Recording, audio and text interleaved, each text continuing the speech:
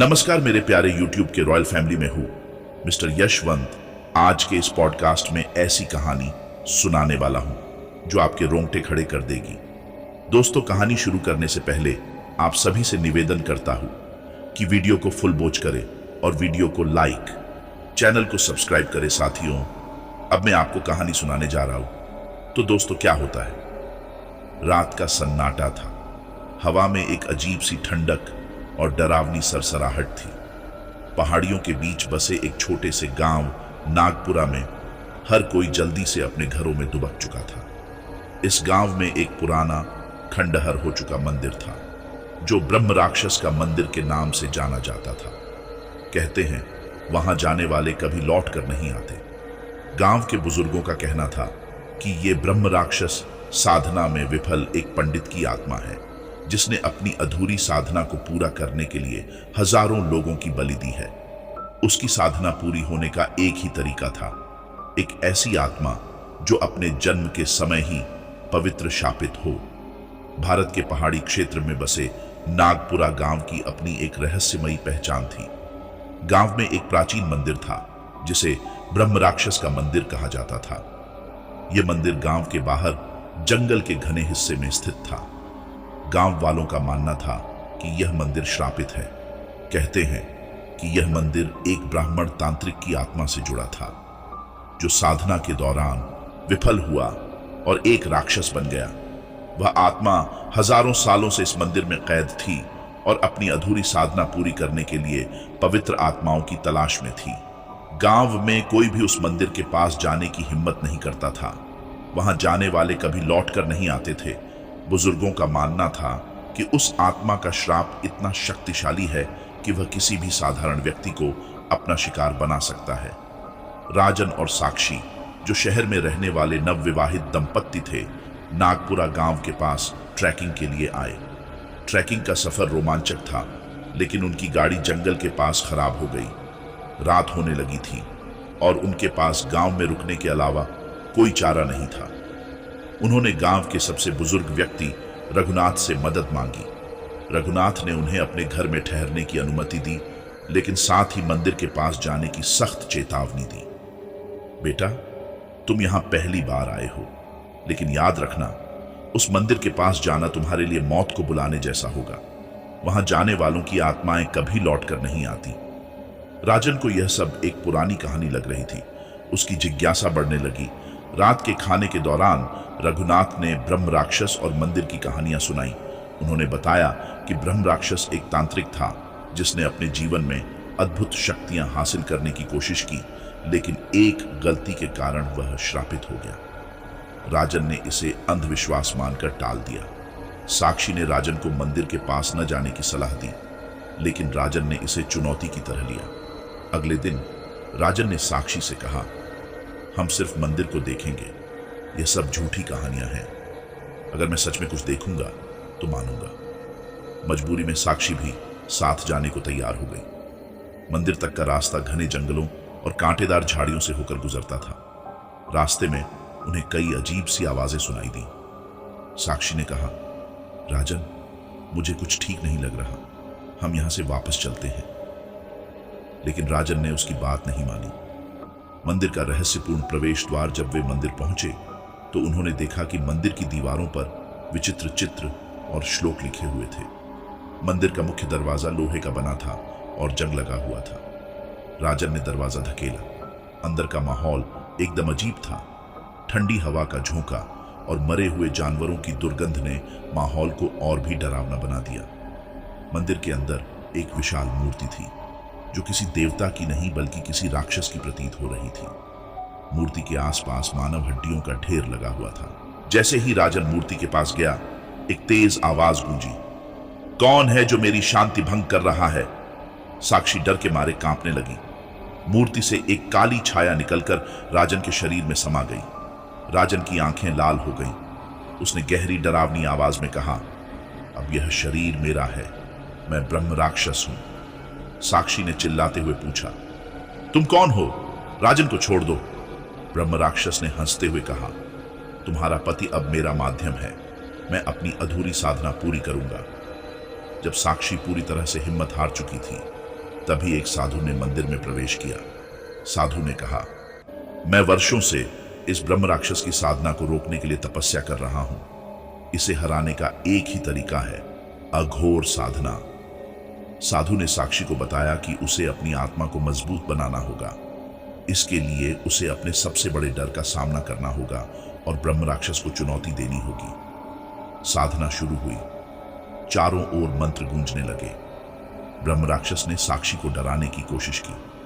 साक्षी ने साधु की मदद से अंतिम मंत्र पढ़ा। ब्रह्म राक्षस चीखने लगा। उसकी शक्ति कमजोर होने लगी। अचानक तेज रोशनी हुई और ब्रह्म राक्षस जलकर राख में बदल गया। राजन बेहोश होकर गिर पड़ा। साधु ने कहा, तुमने न केवल अपने पति को बचाया बल्कि इस मंदिर और गांव को श्राप से मुक्त किया। सपने में ब्रह्म राक्षस की वापसी कहानी यहीं खत्म नहीं होती। कुछ साल बाद साक्षी को एक सपना आया जिसमें ब्रह्म राक्षस ने कहा, हर अंत एक नई शुरुआत होती है, मैं लौटूंगा। सपना और नई बेचैनी साक्षी अब एक सामान्य जीवन जी रही थी। लेकिन एक रात उसे एक भयावह सपना आया। उसने देखा कि वही ब्रह्म राक्षस जो राख में बदल गया था, जंगल के किसी अंधेरे कोने में अपनी शक्ति वापस पाने की कोशिश कर रहा है। सपने में ब्रह्म राक्षस ने कहा, तुमने मुझे इस बार हराया है, लेकिन मेरी कहानी खत्म नहीं हुई। मैं लौटूंगा और इस बार सब कुछ छीन लूंगा। सपने से जागने के बाद साक्षी का पूरा शरीर पसीने से तरबतर था। राजन को इस सपने के बारे में कुछ भी याद नहीं था, लेकिन साक्षी ने महसूस किया कि यह सपना सिर्फ एक चेतावनी थी। नई घटनाओं की शुरुआत सपने के बाद से साक्षी को अजीब चीजें महसूस होने लगी। हर रात उसे अपने कमरे में कोई परछाई नजर आती। मंदिर के खंडहर से आने वाली आवाजें गांव वालों तक पहुंचने लगी। राजन का व्यवहार फिर से बदलने लगा। साधु की गुफा की ओर साक्षी ने महसूस किया कि ब्रह्म राक्षस को हराने के लिए उसे फिर से उस साधु की मदद की जरूरत पड़ेगी। वह राजन को लेकर गांव के जंगलों में साधु की गुफा की ओर चल पड़ी। गुफा में पहुंचने पर साधु ने उन्हें देखकर कहा, मैं जानता था कि ब्रह्म राक्षस की कहानी खत्म नहीं हुई है। वह शक्ति का एक ऐसा स्रोत है जिसे पूरी तरह खत्म करना संभव नहीं है। साधु ने बताया कि ब्रह्म राक्षस सिर्फ एक आत्मा नहीं बल्कि एक प्राचीन अभिशाप का प्रतीक था। उसकी शक्ति का स्रोत ताम्रकुंड था जो उस खंडहर मंदिर के नीचे छिपा था। अगर ताम्रकुंड को नष्ट कर दिया जाए तो ब्रह्म राक्षस हमेशा के लिए खत्म हो जाएगा, लेकिन इस प्रक्रिया में तुम्हें सबसे बड़ा बलिदान देना होगा। साक्षी ने बिना झिझक के कहा, मैं राजन और इस गांव के लिए कुछ भी करने को तैयार हूं। साधु, साक्षी और राजन ने मिलकर ताम्रकुंड को खोजने की योजना बनाई, लेकिन यह इतना आसान नहीं था। ब्रह्म राक्षस अब और अधिक शक्तिशाली हो चुका था और उसने मंदिर के चारों ओर भूतिया रक्षकों का पहरा बिठा दिया था। मंदिर का भयानक रास्ता, जब वे मंदिर के करीब पहुंचे तो उन्हें कई भूतिया घटनाओं का सामना करना पड़ा। अचानक से गिरते पेड़ और पत्थर, किसी अदृश्य शक्ति द्वारा उनके शरीर को खींचने की कोशिश, डरावनी आवाजें जो उनके मन को भ्रमित कर रही थी। ताम्रकुंड का प्रवेश द्वार मंदिर के अंदर उन्हें एक गुप्त दरवाजा मिला। दरवाजे पर अजीब और डरावने चिन्ह बने थे। साधु ने मंत्र पढ़कर दरवाजा खोला। जैसे ही दरवाजा खुला, एक भयानक ऊर्जा ने उन तीनों को पीछे धकेल दिया। दरवाजे के पीछे एक गहरी गुफा थी जिसके बीचों बीच एक जलता हुआ कुंड था। उस कुंड से लाल लाल लपटें उठ रही थीं। साधु ने कहा, यही ताम्रकुंड है। इसे नष्ट करने के लिए किसी को अपनी आत्मा की ऊर्जा इसमें छोड़नी होगी। जैसे ही वे कुंड के पास पहुंचे, ब्रह्म राक्षस ने अपनी पूरी शक्ति के साथ हमला कर दिया। उसकी छाया ने राजन पर कब्जा करने की कोशिश की, लेकिन साक्षी ने अपनी हिम्मत नहीं खोई। उसने अपने भीतर की शक्ति का आह्वान किया और ब्रह्म राक्षस को चुनौती दी। साधु ने कहा कि ताम्रकुंड को नष्ट करने का एक ही तरीका है, किसी पवित्र आत्मा को उसमें समर्पित करना। साक्षी ने राजन की ओर देखा और कहा, मैं तुम्हारे लिए सब कुछ कर सकती हूं। साक्षी ने अपनी आत्मा को कुंड में समर्पित कर दिया। कुंड की लपटें और तेज हो गईं और ब्रह्म राक्षस चीखते हुए जलकर हमेशा के लिए खत्म हो गया। राजन ब्रह्म राक्षस के प्रभाव से मुक्त हो गया। उसने साक्षी को बचाने की कोशिश की, लेकिन वह लपटों में समा चुकी थी। साधु ने कहा, साक्षी ने केवल अपने पति को नहीं बल्कि पूरे गांव और दुनिया को इस अभिशाप से मुक्त किया है। गांव के लोग मंदिर में जाकर साक्षी की मूर्ति बनाने का फैसला करते हैं ताकि उसकी बलिदान को हमेशा याद रखा जाए। कुछ साल बाद राजन ने एक रात सपने में साक्षी को देखा। वह मुस्कुरा रही थी, लेकिन उसकी आंखों में कुछ छिपा हुआ था। हर अंत एक नई शुरुआत है।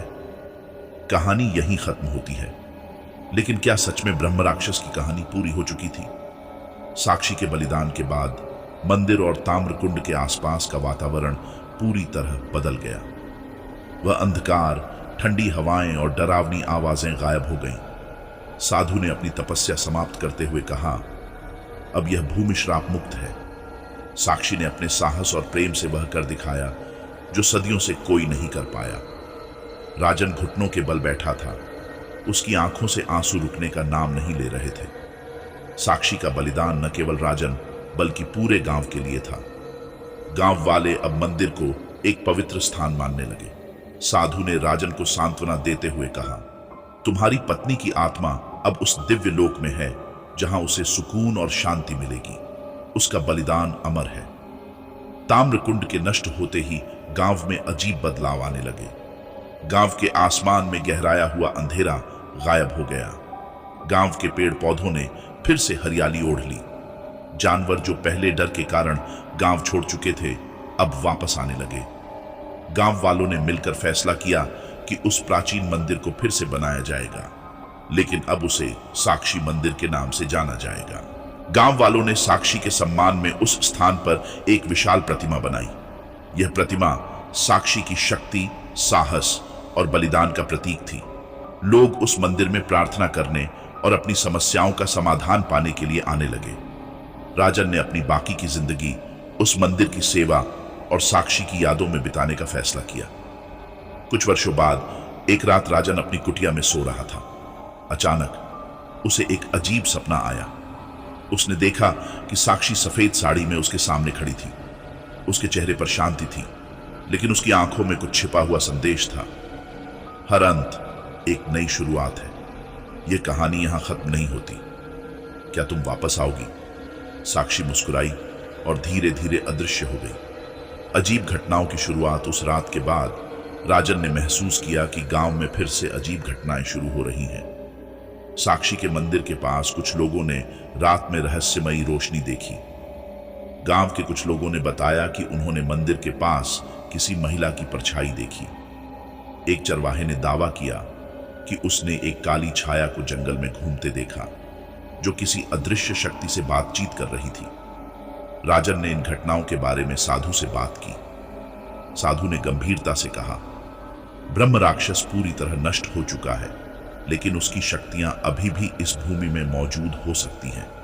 शायद यह संकेत है कि ब्रह्म राक्षस की कहानी पूरी तरह खत्म नहीं हुई है। राजन का दृढ़ निश्चय। राजन ने फैसला किया कि अगर ब्रह्म राक्षस लौटने की कोशिश करेगा तो वह फिर से साक्षी की शक्ति और उसकी यादों के सहारे लड़ाई लड़ेगा। उसने खुद को पूरी तरह से तैयार करना शुरू कर दिया।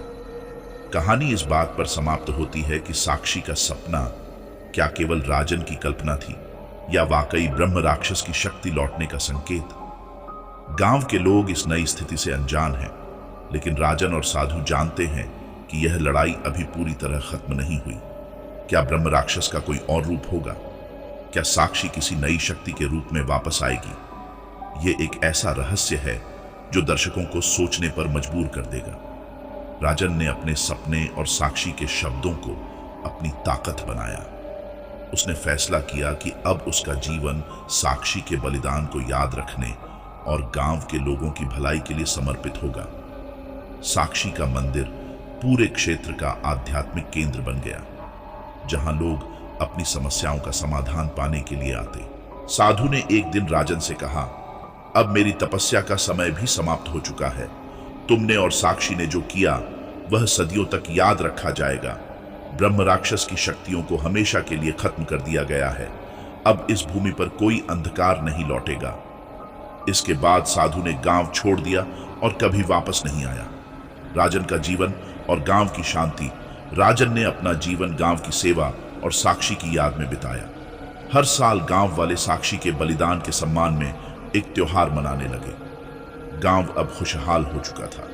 डर और अंधविश्वास की जगह प्रेम और आध्यात्मिकता ने ले ली। इस कहानी का संदेश यह है कि प्रेम, साहस और बलिदान के सामने सबसे बड़ी बुराई भी हार मान लेती है।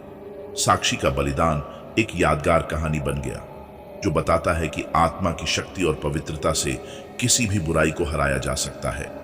हर अंत एक नई शुरुआत है, लेकिन जब अंत प्रेम और बलिदान के साथ हो तो वह हमेशा के लिए बुराई का अंत बन जाता है। दोस्तों, ये थी आज की कहानी। क्या आप ऐसी आत्माओं की कहानियों पर विश्वास करते हैं? हमें जरूर बताएं। अगले एपिसोड में हम आपको एक और खौफनाक दास्तान सुनाएंगे। तब तक सुरक्षित रहें और डरावनी रातों का आनंद लें।